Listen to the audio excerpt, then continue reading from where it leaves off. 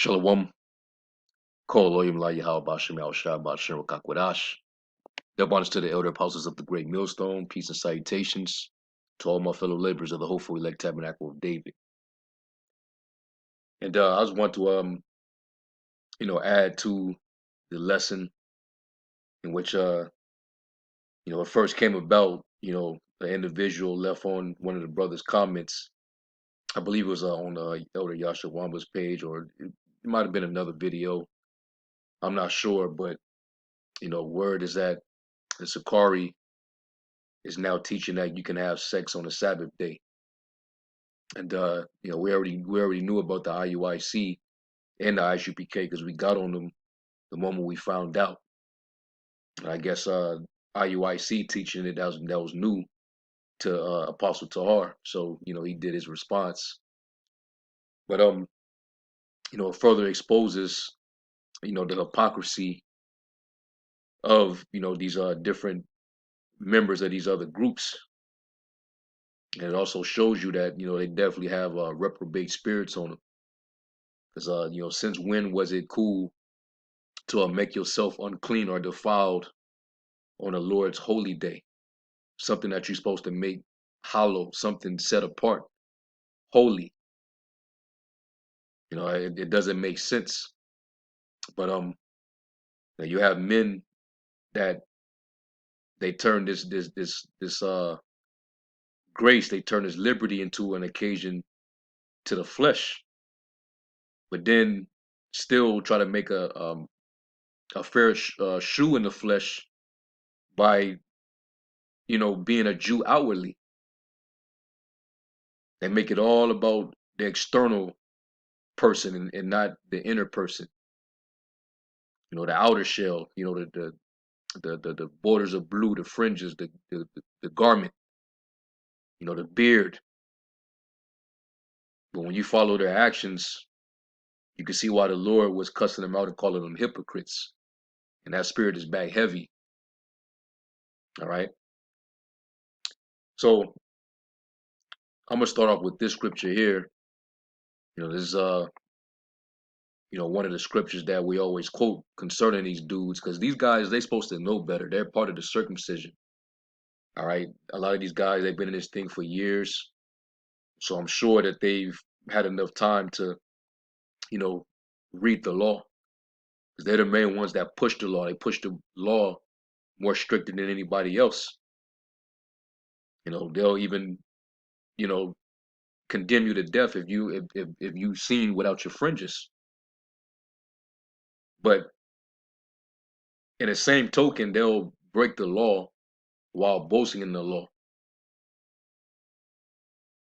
And that's the reason why the Lord is gonna hold a lot of these men accountable. They're gonna be beaten with many stripes, versus somebody who didn't know any better. They're gonna be beat with a few stripes.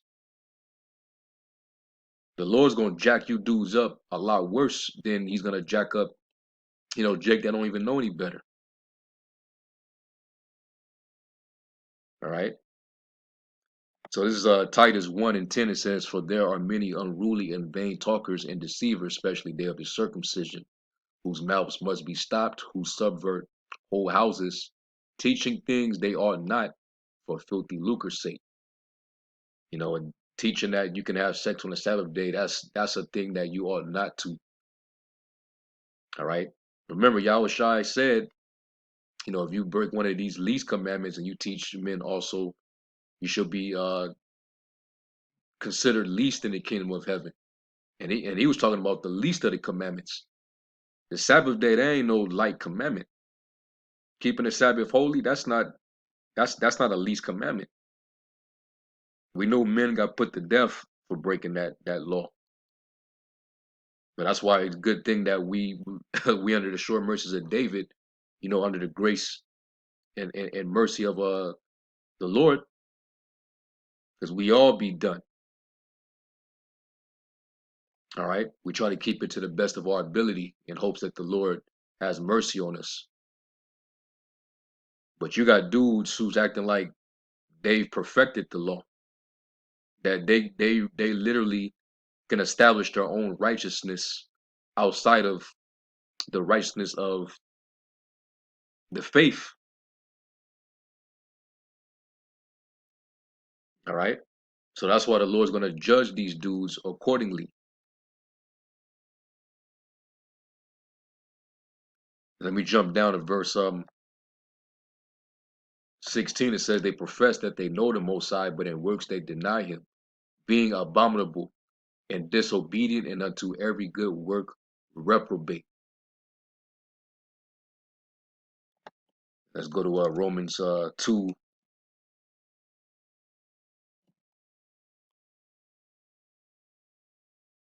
And this is verse 23. It says, thou that makest thy boast of the law, through breaking the law, dishonor thou the Most High. And that's what you're doing, man. You're dishonoring the Most High.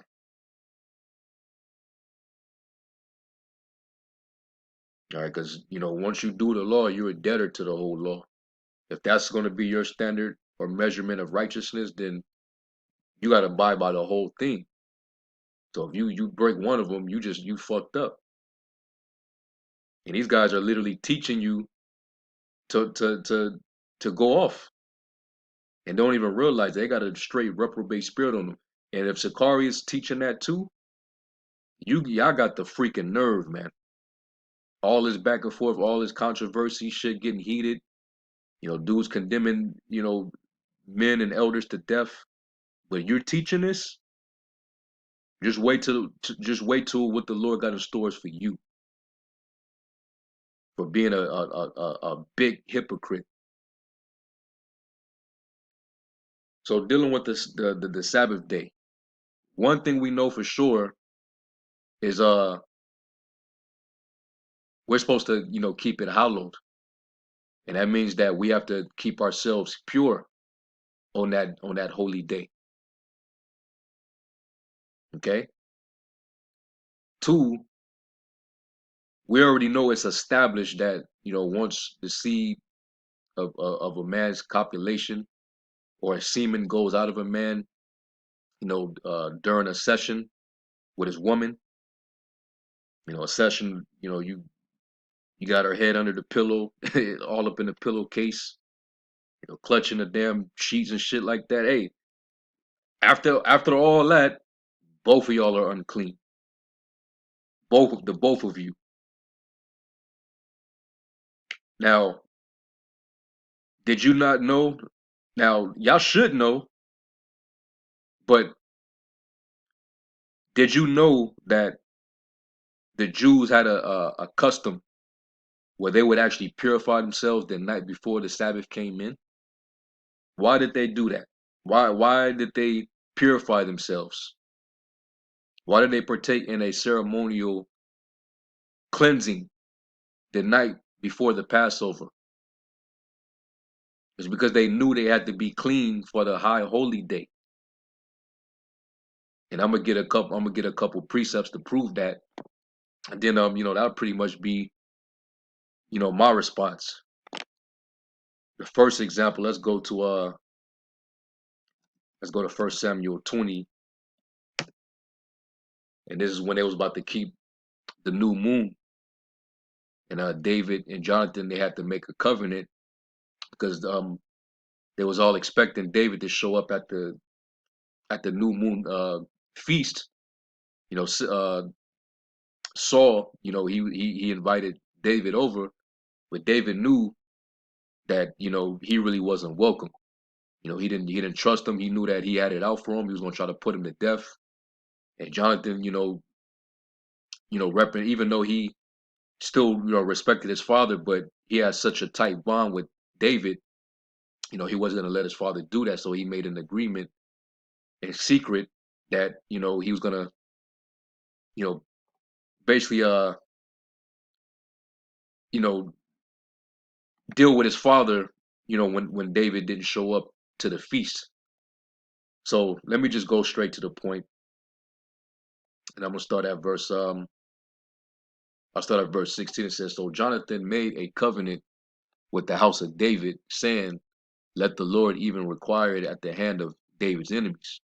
And Jonathan caused David to swear again, because he loved him.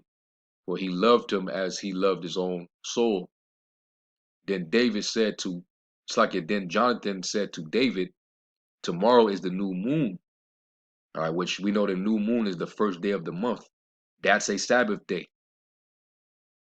The new moon, which is the first day of the month, is a Sabbath. And thou shalt be missed because thy seat will be empty.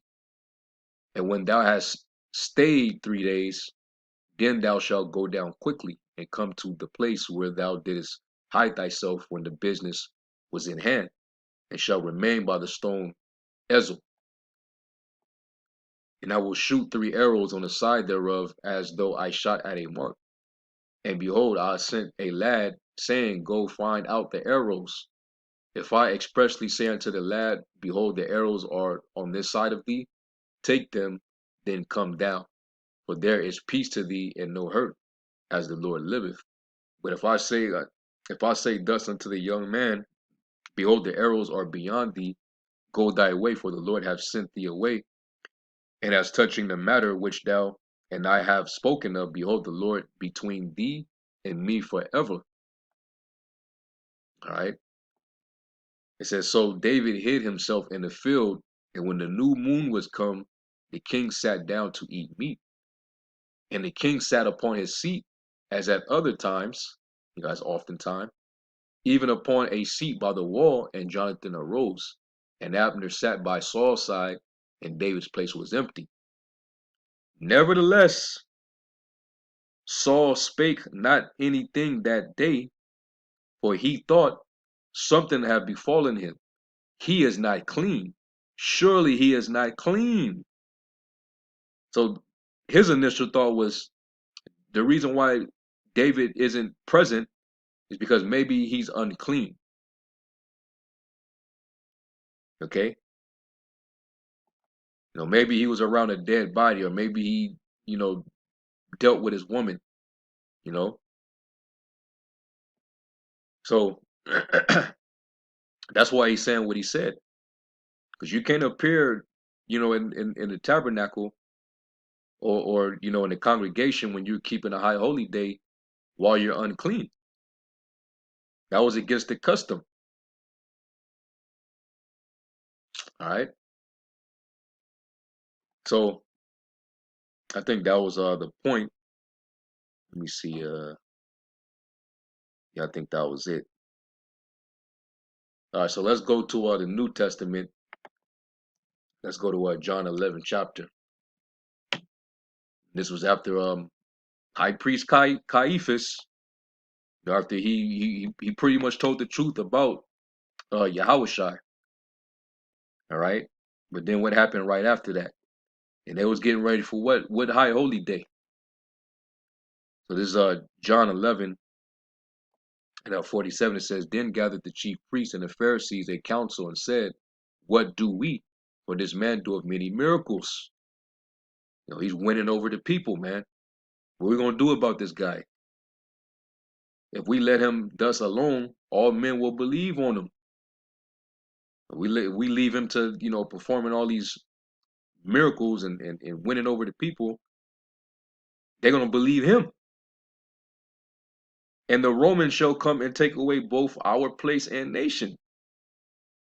This guy gonna take us out of our position, man. Right? Living at ease and shit.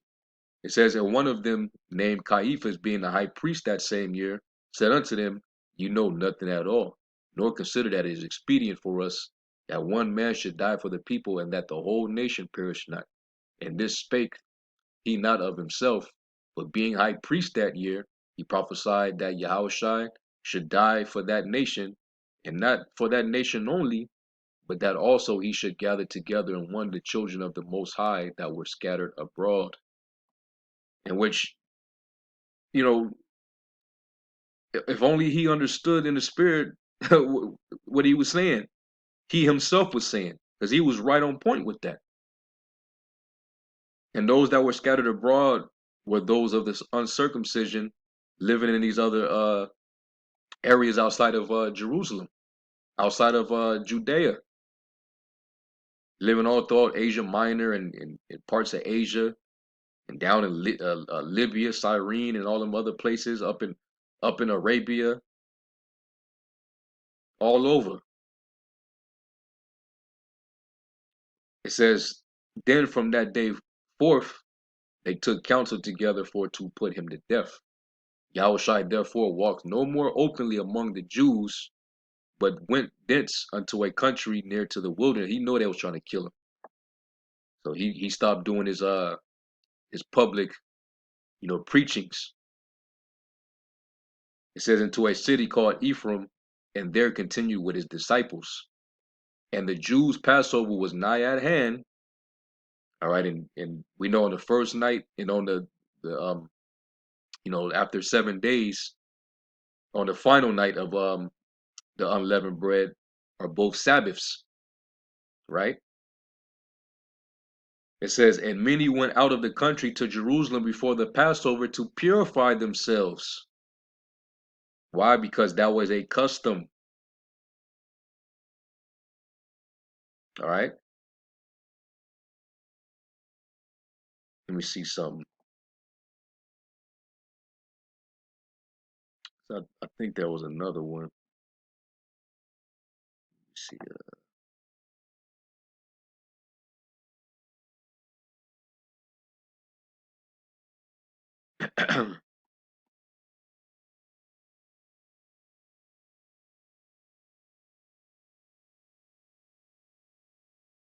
Let me see real quick.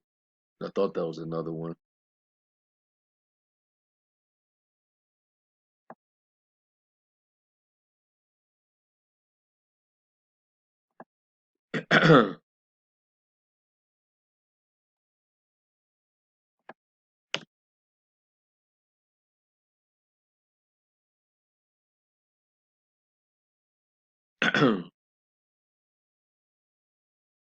Okay. Uh, okay, yeah, that was the marriage. Okay. All right, so let's go from there and let's go to the Apocrypha.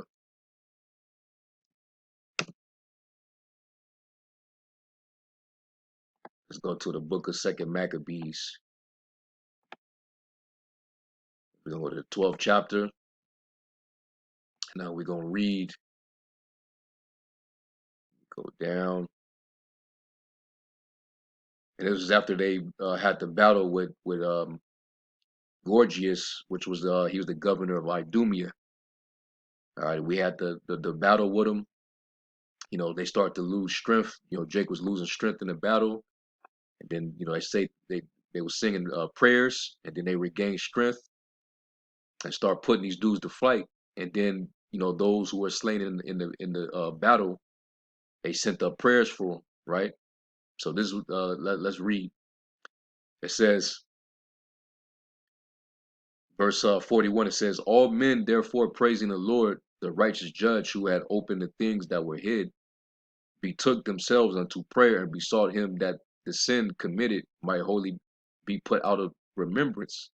Besides that, noble Judas exhorted the people to keep themselves from sin, for so much as they saw before their eyes the things that came to pass for their sins of those that were slain. All right, and that shows you that they had basically they had the same uh, doctrine as the Pharisees. They were pretty much like the Pharisees. All right, before the Pharisees came around during the time of the Lord. Like you already had that sect by the time the Lord was on the scene. Well, the Hasmoneans, they were pretty much like Pharisees themselves. They were very zealous for the law. You can compare, Judas and them to Phinehas. They had the same kind of zeal. All right. Now, matter of fact, Salak, I need to actually jump up.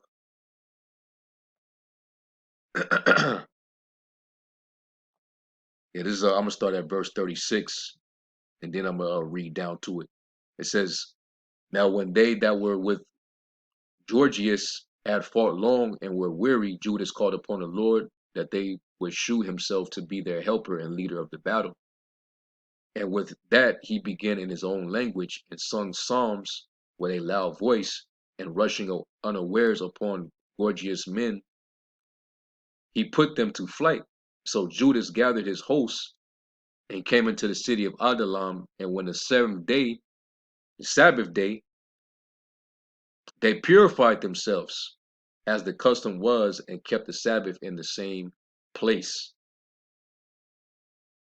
All right, so the day before the Sabbath came in, they purified themselves. They made themselves clean because that was the custom in Israel to keep the Sabbath. You gotta keep it, holy. So that means you have to be clean. So that means that they was not coming at their wives the day of or the day before the Sabbath day. All right. And now and if they did on the Sabbath day, that would have defeated their purpose of purifying themselves the night before, which is a part of the custom. So clearly having intercourse on the Sabbath day is going off. And if you teach that, it's because you're a reprobate and the Lord ain't dealing with you. And if you don't repent of it, you already know what time it is. The Lord's going he gonna put you out, man.